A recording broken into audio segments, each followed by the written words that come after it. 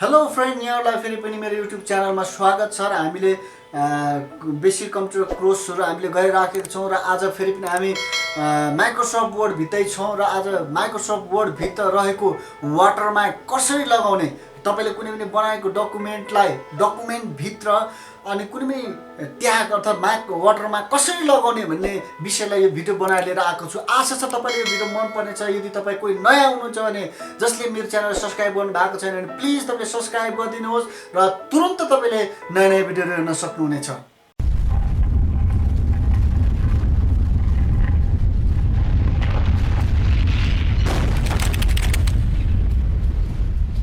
Click गर्नुहोस्। स्टार्टमा click गरिसकेपछि हाम्रो अल प्रोग्राम छ। अल प्रोग्राममा क्लिक गरिसकेपछि हामीसँग माइक्रोसफ्ट अफिस भन्ने प्रोग्राम हुन्छ। अनि यहाँनिर माइक्रोसफ्ट अफिस भन्ने प्रोग्राम यहाँनिर छ, यसलाई क्लिक गर्नुहोस्। त्यस पछाडि तीनवटा अप्सन्सहरू आउँछन्, एउटा अफिस एक्सेल, एउटा अफिस पावर पोइन्ट र अर्को अफिस वर्ड। हामीलाई चाहिएको माइक्रोसफ्ट अफिस वर्ड हो। यसलाई क्लिक गरेँ मैले र यतिखेर हाम्रो माइक्रोसफ्ट अफिसको एउटा नयाँ पेज खुलेको छ। यो चाहिँ हाम्रो डकुमेन्ट अर्थात् यो चाहिँ हाम्रो कुनै पनि फाइल क्रिएट गर्नको लागि सुरुको अवस्था हो। अब यसमा तपाईँले कुनै पनि फाइल आफ्नो डकुमेन्टहरूलाई क्रिएट गर्न सक्नुहुन्छ। यसमा तपाईँले कसरी यो फाइलमा यो डकुमेन्टमा तपाईँले कसरी आफ्नो वाटरमार्क लाउन सक्नुहुन्छ, अर्थात् आफ्नो कुनै पनि प्रोजेक्ट हुनसक्छ, कुनै पनि तपाईँको आफ्नो पर्सनल डकुमेन्ट हुनसक्छ, अर्थात् तपाईँको यी डकुमेन्ट र पर्सनल फाइलहरूमा कसरी तपाईँले आफ्नो ट्याग अर्थात् आफ्नो ट्याग वाटरमार्कको थ्रोबाट कसरी तपाईँले आफ्नो फाइलमा राख्न सक्नुहुन्छ। अनि कसरी तपाईँले वाटरमार्कको थ्रोबाट चाहिँ आफ्नो कुनै पनि तपाईँको फाइलको, तपाईँको कुनै पनि डकुमेन्टको, कुनै पनि तपाईँको प्रोजेक्टको तपाईँले त्यसको कन्टेन्टलाई लिएर, तपाईँको त्यसको नामलाई लिएर तपाईँले आफ्नो यो डकुमेन्टमा चाहिँ आफ्नो फाइलमा आफ्नो प्रोजेक्टमा तपाईँले वाटरमार्क तपाईँले लाउन सक्नुहुन्छ। दुईवटा तरिकाले हामीले वाटरमार्क हाल्न सक्छौँ। एउटा पिक्चर वाटरमार्क हुन्छ र अर्को चाहिँ टेक्स्ट वाटरमार्क। हामीले यो फाइल खोलिसकेको छौँ। फेरि मैले कट गरेँ। तपाईँले मैले अघि भनेको छु, स्टार्टमा जानुहोस्, अल प्रोग्राममा जानुहोस्, माइक्रोसफ्ट अफिस छ, यहाँ क्लिक गर्नुहोस् र यहाँनिर माइक्रोसफ्ट अफिस छ, यसलाई क्लिक गर्नुहोस्। यहाँनिर आयो, न्यू फाइल खुल्यो। तपाईँलाई देखाउँछु, यहाँ कुनै पनि वाटरमार्क युज गरिएको छैन। वाटरमार्क यो न्यू फाइल खोल्ने बित्तिकै तपाईँको यो डकुमेन्ट चाहिँ होममा देखाउँछ। तर यसलाई हामीले पेज लेआउटमा जाउँ। पेज लेआउटमा क्लिक गर्नुहोस् र यहाँनिर वाटरमार्क एउटा अप्सन देखाउँछ, यसलाई क्लिक गर्नुहोस्। वाटरमार्कको अप्सन्स यहाँ क्लिक गरिसकेपछि यहाँनिर विभिन्न प्रकारको वाटरमार्क कसरी लाउने भन्ने तपाईँलाई यहाँनिर अप्सन्सहरू दिएको छ। यसलाई क्लिक गरे पनि हुन्छ, नगरे पनि हुन्छ। तर त्यसलाई हामीले आफ्नो डकुमेन्ट अनुसार, आफ्नो प्रोजेक्ट अनुसार तपाईँले ट्याग लाउन चाहनुहुन्छ, तपाईँले नाम दिन चाहनुहुन्छ, आफ्नो प्रोजेक्ट अनुसारको कन्टेन्ट राख्न चाहनुहुन्छ भने कस्टममा क्लिक गर्नुहोस्। अनि कस्टम क्लिक गरिसकेपछि यहाँनिर एउटा डायलेक्ट बक्स देखा पर्छ, जुन डायलेक्ट बक्स चाहिँ बडो इम्पोर्टेन्ट छ। अनि यही डायलेक्ट बक्सको थ्रुद्वारा चाहिँ हामीले पिक्चर वाटरमार्क र टेक्स्ट वाटरमार्क हामी लाउन सक्छौँ। अहिले हामी पिक्चर टेक्स्ट वाटरमार्कमा हामी जानेछौँ।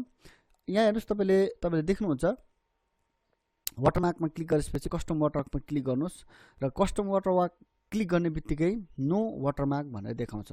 अनि यहाँनिर कुनै पनि अप्सन छैन तपाईँले क्लिक गर्नको लागि। त्यस कारणले गर्दाखेरि तपाईँले पहिला छान्नुपर्छ, तपाईँले पिक्चर वाटरमार्क लाउँदै हुनुहुन्छ कि टेक्स्ट वाटरमार्क। मैले पिक्चर वाटरमार्क टेक्स्ट वाटरमार्कमा क्लिक गरेँ। टेक्स्ट वाटरमार्क क्लिक गर्ने बित्तिकै यी सबै अप्सन्सहरू खुल्यो। देख्नुभयो तपाईँले, नो वाटरमार्क गर्छु, यहाँ कुनै पनि अप्सन खुल्दैन। टेक्स्ट वाटरमार्क गरेँ, यहाँ सबै अप्सन्सहरू खुल्यो। अब यसमा तपाईँले भर्दै जानुहोस्। यहाँ ल्याङ्ग्वेज छ, इङ्ग्लिस, यसलाई छोडिदिनुहोस्। ट्याक्स भनेको छ, ट्याक्समा तपाईँले जे पनि जुनै ट्याक्स तपाईँको कन्टेन्ट हुनसक्छ, तपाईँको फाइल अनुसारको, तपाईँको प्रोजेक्ट अनुसारको जुनै पनि नाम अथवा कन्टेन्ट तपाईँले राख्न सक्नुहुन्छ। मैले एकछिनको लागि मानौ मेरो नाम लेखेँ,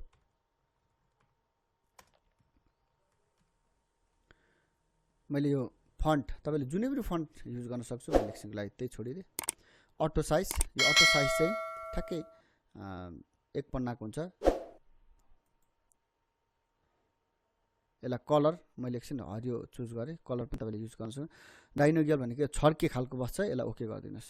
यसरी छड्के बस्यो, तपाईँले देख्न सक्नुहुन्छ। मेरो नाम मैले मेरो फाइलमा, मेरो प्रोजेक्टमा यसरी मैले न्यू फाइल मैले यसरी मेरो नामलाई कन्टेन्ट वाटरमार्कको जरिए यसरी मैले नाम राखेँ। यसलाई फेरि चेन्ज गर्न सक्नुहुन्छ, तपाईँले कलर चेन्ज गर्न सक्नुहुन्छ। एनी रात मैले लाएँ, मैले अब अघि डाइनेगल लगाएको थिएँ, अब होरिजेन्टलमा लाउँछु, यसको तेर्सो हुन्छ यो।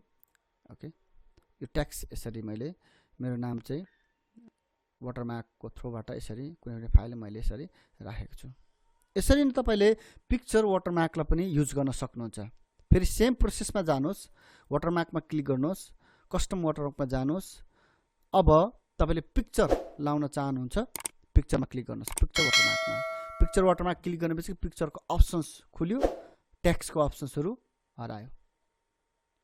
फेरि मैले नो वाटरमार्क गरेँ भने दुईटै अप्सन्सहरू हराउँछन्। त्यस कारणले गर्दाखेरि तपाईँले जुन वाटरमार्क तपाईँले लाउन चाहनुहुन्छ, पिक्चर वा ट्याक्स, तपाईँले त्यसमा क्लिक गर्नुहोस्। अघि हामीले ट्याक्स वाटरमार्क लगाइसकेका छौँ, अब पिक्चर वाटरमार्कमा हामी क्लिक गर्नेछौँ। यहाँनिर पिक्चरको अप्सन्स आउँछ, पिक्चरमा सेलेक्ट पिक्चर गर्नुहोस्। यहाँनिर मैले एउटा पिक्चर लिएँ, मानौँ मैले पेङ्गुइनको लिएँ, एकछिनको लागि इन्सर्ट गरेँ। यहाँनिर सेट भइसकिसक्यो, हेर्नुहोस् है, यहाँ सेट भइसकिसक्यो, पेङ्गुइन जेपिजी भनेर यहाँ आइसकिसक्यो। अटो एकछिनको लागि मैले अटै छोडिदिएँ, वास यो छ, वास आउट, मैले क्लिक गरेँ। हेर्नुहोस् यहाँ पिक्चर वाटरमार्क पनि बस्यो है, पिक्चर वाटरमार्क। फेरि यसलाई तपाईँले साइज घटाउन सक्नुहुन्छ, यसलाई वास आउट हटाउन पनि सक्नुहुन्छ। वास आउट हटाएपछि चाहिँ यसको क्लियर आउँछ। कस्टममा जानुहोस्, पिक्चर वाटरमार्क हाम्रो छँदैछ, कस्टम यसलाई अटो छ, यसलाई 100 गरिदिनुहोस्, घटाउन सक्नुहुन्छ तपाईँले जति पनि। अनि वास आउट गरिदिनुहोस्, यो क्लियर भएर बस्छ। 100% मात्रै लाग्छौँ हामीले, ल हेर्नुहोस् 100%मा यसरी फुल पेज भएर बस्यो, यो क्लियर भएर बस्यो। तपाईँले फेरि वाटरमार्कमा जानुहोस्, कस्टम वाटरमार्क गर्नुहोस्। यसलाई म 25% गर्छु, एकछिन यसो सानो भएर बस्छ। तपाईँले फेरि यसलाई तपाईँको इच्छा अनुसार वास आउट गर्न पनि सक्नुहुन्छ। ओके गरिदिनुहोस्, वास आउट भएर बस्छ। तपाईँले आफ्नो ट्याक्सहरू मजाले लेख्न सक्नुहुन्छ। अनि यो वाटरमार्क चाहिँ तपाईँको ट्याक्सको ब्याकग्राउन्ड ब्याकमा पछाडि ब्याकग्राउन्डमा चाहिँ बस्नेछ। यसरी हामीले कुनै पनि हाम्रो फाइलमा, कुनै पनि हाम्रो डकुमेन्टमा, कुनै पनि तपाईँको प्रोजेक्टमा हामीले त्यस प्रोजेक्ट अनुसार, त्यस फाइल अनुसार, तपाईँको त्यो इन्डिभिजुअल फाइल अनुसार तपाईँले आफ्नो कुनै पनि नामलाई, आफ्नो प्रोजेक्ट अनुसारको कन्टेन्टलाई तपाईँले वाटरमार्कको थ्रुबाट त्यसलाई, त्यो कन्टेन्टलाई तपाईँको नामहरू चाहिँ लेख्न सक्नुहुन्छ। तपाईँले आफ्नो पेजमा तपाईँले वाटरमार्क बनाएर राख्न सक्नुहुन्छ। यो एउटा सानो भिडियो थियो। आई होप तपाईँले यो भिडियोबाट वाटरमार्क कसरी हामीले लाउने भन्ने कुराहरू तपाईँले बुझ्नु भएको छ भन्ने म आशा गर्दछु। यस्तै भिडियोहरू तपाईँले आउने दिनहरूमा पनि तपाईँले हेर्न सक्नुहुन्छ। र अहिले अझै तपाईँले यसको वाटरमार्कको विषयमा अझै बुझ्नु भएको छ भने तपाईँले हामीलाई प्लिज तल हामीलाई कमेन्ट गर्नुहोस्, र हामी अझै तपाईँलाई स्पष्ट तरिकाले बुझाउने प्रयास गर्नेछौँ। र अन्य भिडियोहरू तपाईँले हेर्न चाहनुहुन्छ भने पनि यसरी नै कुनै माइक्रोसफ्ट वर्ड सम्बन्धी, कम्प्युटर सम्बन्धी कुनै पनि अन्य भिडियोहरू तपाईँले हेर्न चाहनुहुन्छ भने पनि प्लिज तपाईँले कमेन्ट गर्नुहोस्। र अहिलेसम्म सब्सक्राइब गर्नु भएको छैन भने पनि प्लिज तपाईँले सब्सक्राइब गरिदिनुहोस्।